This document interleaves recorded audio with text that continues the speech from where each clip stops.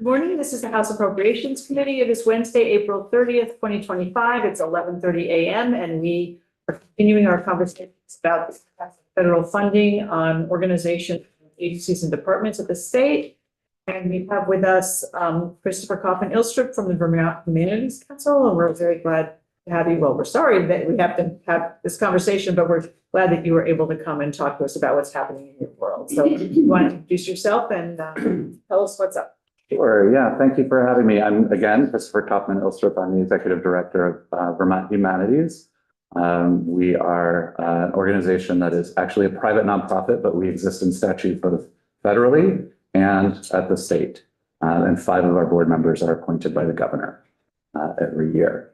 So here's the updates. DOGE arrived at our federal funding source, the National Endowment for the Humanities, in late March, and on April 2nd, in the middle of the night, they sent us all emails across the country canceling about 1,600 grants, including all of the general operating support for every humanities council across the nation, 56 state and jurisdictional councils.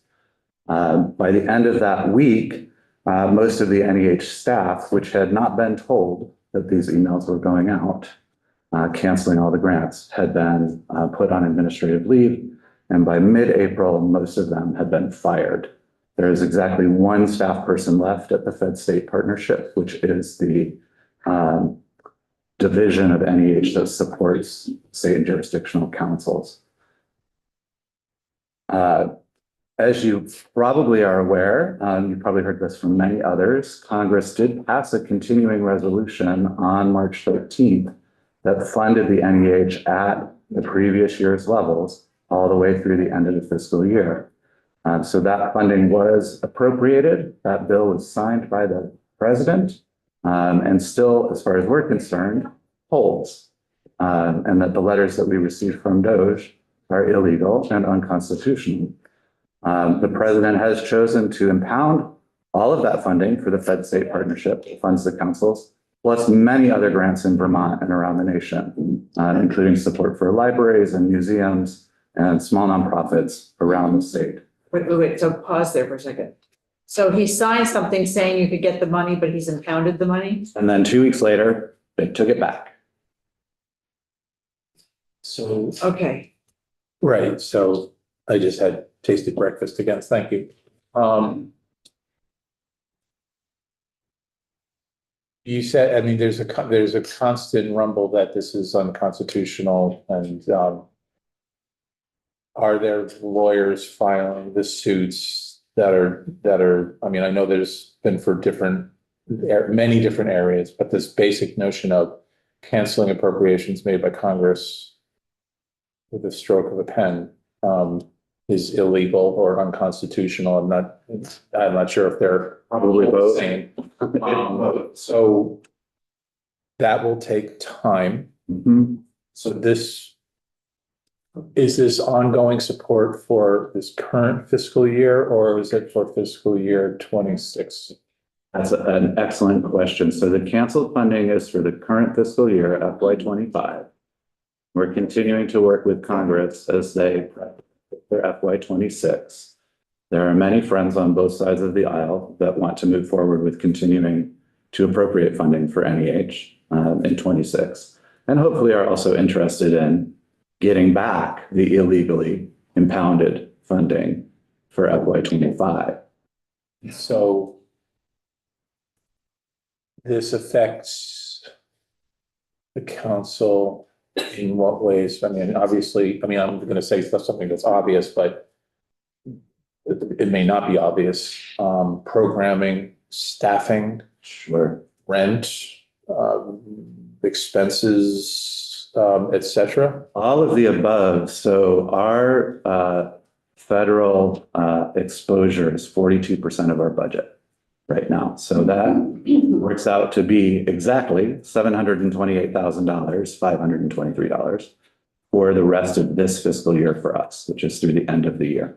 This is how much you would normally be getting through the end of This is how much we would normally be getting from April 2nd, when the letters went out, to December 31st. And say that amount again? $728,523. You do calendar year, not We do calendar year. Yeah, we do calendar year. The state does June 30th, the feds do October 1. It gets very complicated for our tax accountants. But that's how much it is, right? And it's cuts across the entire organization. There is a lawsuit that will be filed on behalf of the 56 councils this week in Oregon. I'm not exactly sure which day Vermont will be participating. Charity Clark is very aware of the situation, along with many other AGs around the country. Interestingly, even though we exist in both federal and state statute, the attorney generals themselves cannot bring the case because we are all private nonprofits. So they'll be writing amicus briefs for us, we expect, but the lawsuit is being brought by Oregon Humanities and the Federation of State Humanities Councils on behalf of the whole system.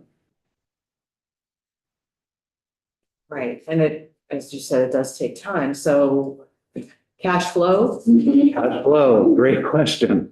So the way that my board is looking at this is if ever there was a rainy day, this is a typhoon. And so we have rainy day funds that we are using to cover about half of the gap. And we are covering the other half of the gap, $366,000 in budget cuts right now. So that functionally means that we're cutting that exposure in half, and we'll be able to operate at about 80% of capacity for the remainder of the year. But that just gets you to the end of the year. That gets us to the end of the year. The hope is that this plan will be able to carry us through. We have to plan the 2026 budget through the midterm elections. Okay, Wayne and Tom.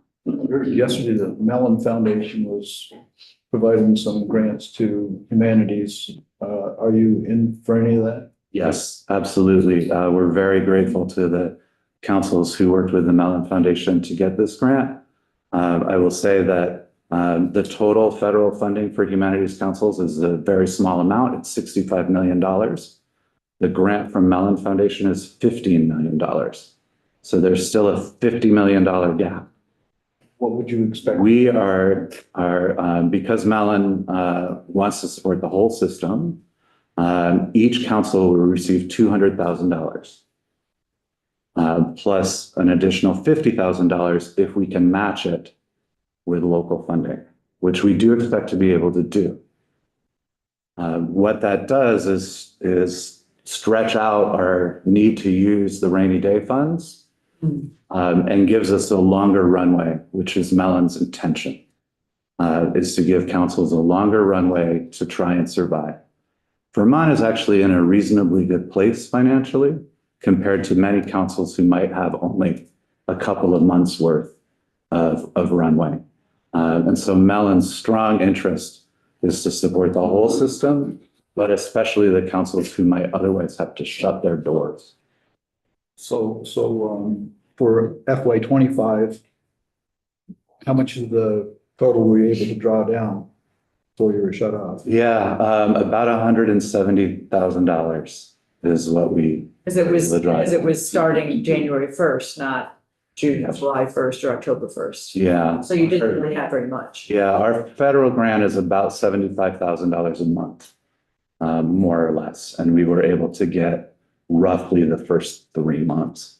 So between the 170K of drawdowns, I'm just trying to see, is the Mellon money going to patch 2025, or how much of this, how would you be divvying this up between 25 and 26? Sure. So how big a hole is in 25 and what's left for the hole in 26? Sure. So at this point, the Mellon grant, if we are able to access the full amount, plus some generous local donors who have come in already, covers about half of the gap. So we still have roughly $350,000 to $400,000 missing that we have to cut. That's for 25. For FY 25, ending December 31st. Tom. So Staff cuts. Yes. So you'll make a determination painfully about who is, Yeah.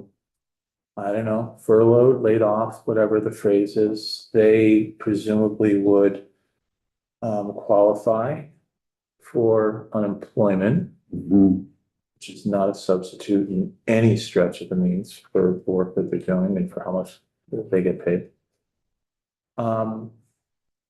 If there's a several month gap in between today and the solution of a lawsuit and the money is unfrozen or given to you, what do you, have you thought of, like, people are not gonna necessarily be able to wait around?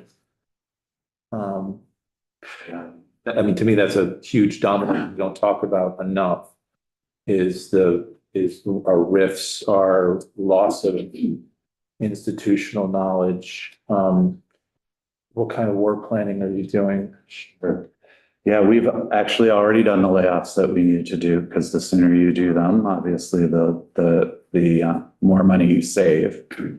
So we had one position that became vacant after the election, and we felt like it was perhaps prudent to not fill that position with a new administration coming in. So we're down that one full-time unfilled position, and we laid off 2 additional full-time positions, one program officer and our communications officer. They are layoffs, not furloughs, for that reason, right? People need to feel free to find other work, knowing that it's going to be probably months and months before they're able to come back. I appreciate you talking about institutional knowledge, because one of those people has worked for us for 10 years and knows a tremendous amount about our work. And it's really tragic to lose anyone.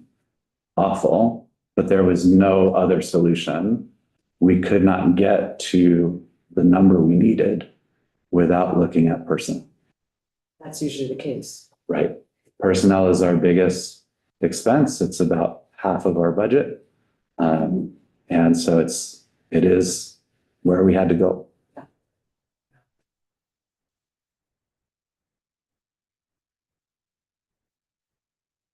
It's sobering. That's exactly the word that was going through my mind. Sobering and grim are the 2 words that tend to run through my mind whenever we hear from folks and. But sobering means you stop drinking. There are temptations, I will tell you, in this last month. Yeah, but you have been hit particularly hard, and you were one of the first ones hit. I think you and the libraries were really the first 2 that, not the last, but certainly. And small, I mean, some of the other ones it's bad, but it's not this kind of bad. The scale is different. The scale is different, although interestingly, of course, the actual savings by getting rid of NEH is practically nothing for the federal government. Yes. Right? It's less than the cost of a postage stamp per American, which you'll probably hear us say over and over and over again. Less than the cost of a postage stamp to get rid of the 60-year-old independent agency that has done so much good work over so many decades. Actually, I'll hold on for a second. Okay. I don't know that we have much more to, unless you have anything else, Christopher, that. Oh, no. Then I'll gladly take up. Okay. So Dreamtime, if there happened to be $400,000 that we were able to appropriate to the Humanities Council or to, any place that's replacing federal funding, is there an issue with where your funding comes from? Are there certain strings attached to federal funding that would be different if you received state funding to fund those programs that would penalize you in any way? No, right? Because for right now, right, we're receiving no federal funding, so we have no requirements. Although interestingly, we still have to do all of the reporting, and that was in our letter from Doge. And we're still subject to federal audits, which we're doing anyway, right? We do that and it's already in That process. was part of your Um, history, yeah. But no, there wouldn't be any restrictions. If the state had extra money, it would help us get the melon match quicker, which would be awesome, and it would help fill in the gaps. If it was a significant amount, if it was close to what we've lost, we would consider rehiring. But we would want to know that we had predictability going forward, right? I don't want to bring people back for 6 months and then have to say goodbye to them again at the end of the year. The uncertainty and unpredictability makes it really difficult. Right. And that certainly seems like it's part of the strategy, It is, I believe Right. so. is to keep us off balance. Yeah. Yeah.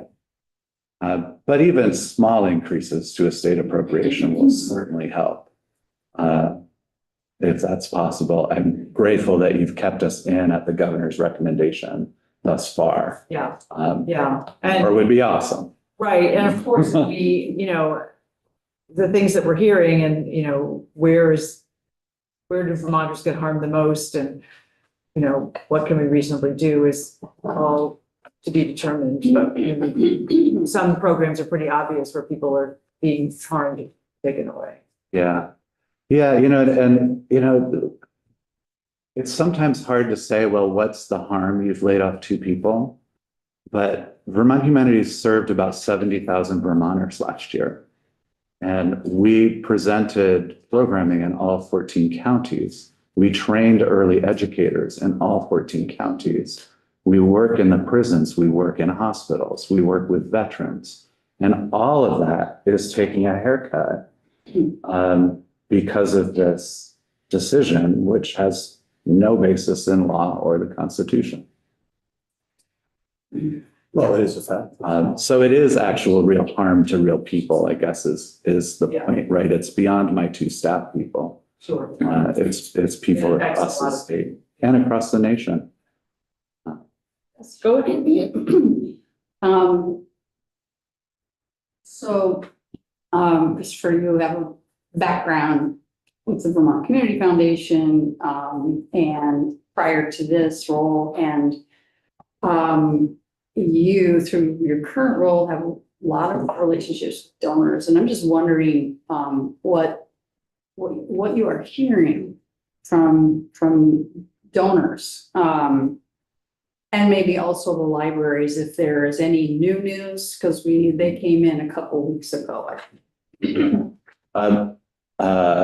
I'll address the second question first. That's a little bit easier. So Kathy Del Neo, the state librarian, did send out a notice the other day that they heard from IMLS that they're going to put back 50% of the value of their grant. So half. But we've also heard from other state libraries that might come with conditions around stepping in line with the president's executive orders, for example.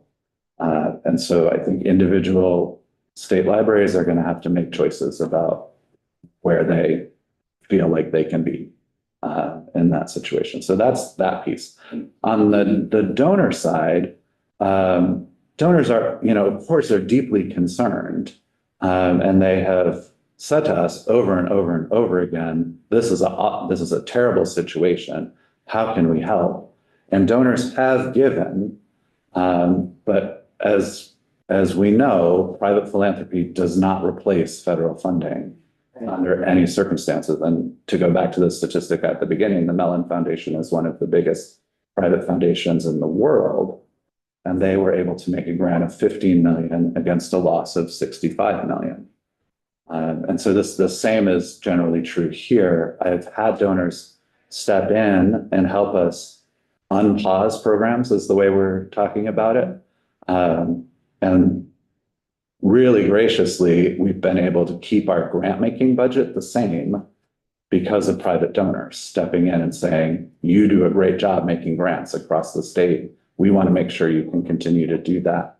And we've had donors step in to be able to do that. But again, at this point, that only is covering just a touch less than half of the federal loss.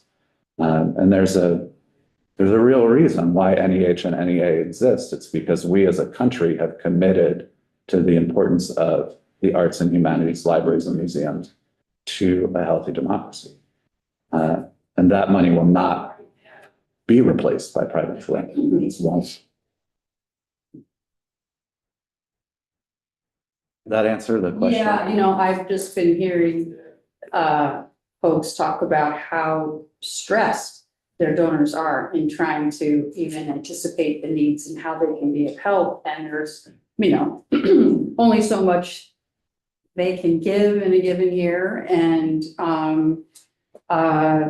it's sometimes easy to raise money right in the moment of a crisis, like a flood or, but you also need those donors to provide the general operating support that you depend on. And that's a wholly different thing. And so Right. sometimes people are making choices between funding the emergency versus funding general operating support. So So, when I talk to them about this, right, I have to be very, very clear that if you're going to help with the crisis, it has to be above and beyond what you generally give in the course of a year, right? You can't give me the $5,000 gift now in response to my emergency need and then not give that $5,000 gift that you would normally give at the end of the year. It has to be above and beyond in order to make a difference. That's really important. Yeah. So did they close down entirely the National Endowment for Humanities and the National Endowment for the Arts? NEA is not closed down. Susan can actually speak to that if you want to hear more. NEA seems to be holding on for various interesting reasons, but they are a lot smaller. It does appear, although there's no information, no real factual information, it does appear that about 80% of the staff at NEH is gone. And as I said earlier, we do know it is fact that there is only one staff member left at the Fed State Partnership, which is our division.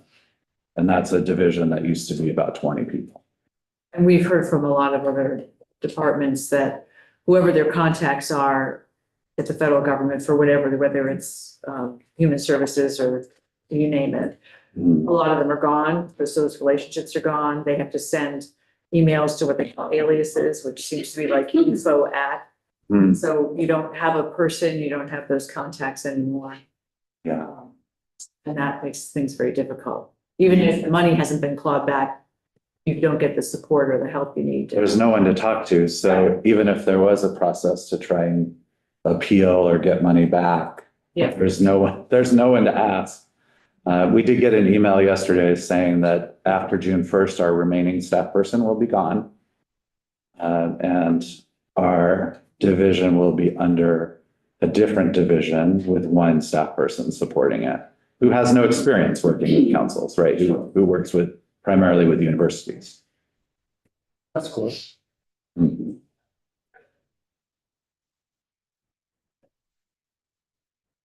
Happy news all around. Oh my goodness.